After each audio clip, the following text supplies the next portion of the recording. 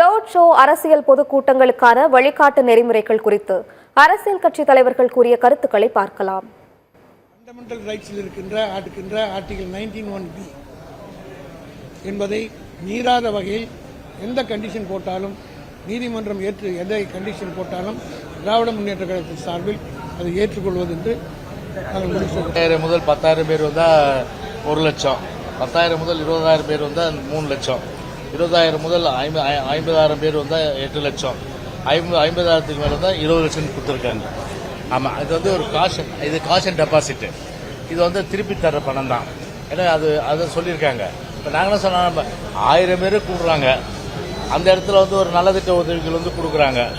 அப்போ வந்து ஆளுங்கட்சின்னா அந்த ஒரு 1000 பேர் கூடனா 1000 போலீஸ் வருது. அதே எதிர்கட்சி நாங்கள் வந்து ஒரு நலத்திட்ட உதவிகள் இது பண்ணோம்னா பொதுவாக பார்த்தீங்கன்னா அந்த இடங்களில் பார்த்தீங்கன்னா ஒரு 2 போலீஸை போடுவாங்க. அப்போ எப்படி கண்ட்ரோல் பண்ணுறது? அப்போ நம்ம தள்ளுமுள்ளெல்லாம் வரும். அதனால் அந்த மாதிரி வேறுபாடு இருக்காத, குறைஞ்சது ஒரு 1000 பேர்லேருந்து அந்த லிமிட்டை வச்சுக்கிட்டு அதை வந்து காவல் பாதுகாப்புன்றது முழுமையாக வந்து ஒரு வேறுபாடு இல்லாமல் நீங்கள் எல்லாருக்கும் கொடுங்க அப்படின்னு சொல்லியிருக்கோம். ஜனநாயக ரீதியில் ஜனநாயக கடமையை ஆற்ற வேண்டும் என்றால் ஒரு சிறிய கட்சிகள், சிறிய இயக்கங்கள் ஒரு ஆர்ப்பாட்டத்தையோ ஒரு பொதுக்கூட்டத்தையோ நடத்துகிறார்கள் என்றால் இதை எப்படி அவர்கள் எதிர்கொள்ள முடியும் என்ற கேள்வியை நாங்கள் வைத்திருக்கிறோம். இதை பரிசீலிக்க வேண்டும். அதே போன்று இந்த தொகைகளை 1 லட்சம், 5 லட்சம், 10 லட்சம் என்ற தொகைகளை எடுத்து குறைக்க வேண்டும்.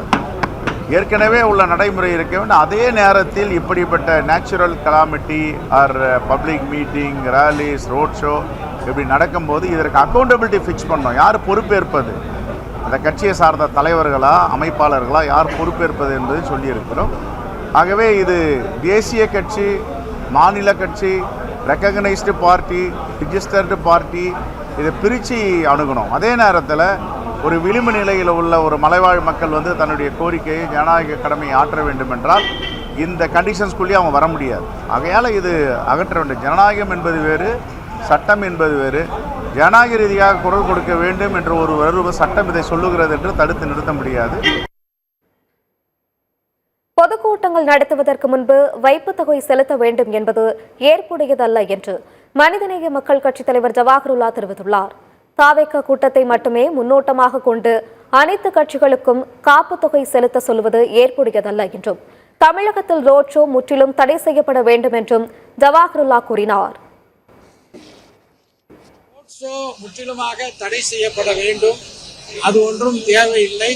அதனால்தான் பல பிரச்சனைகள் வருகிறது.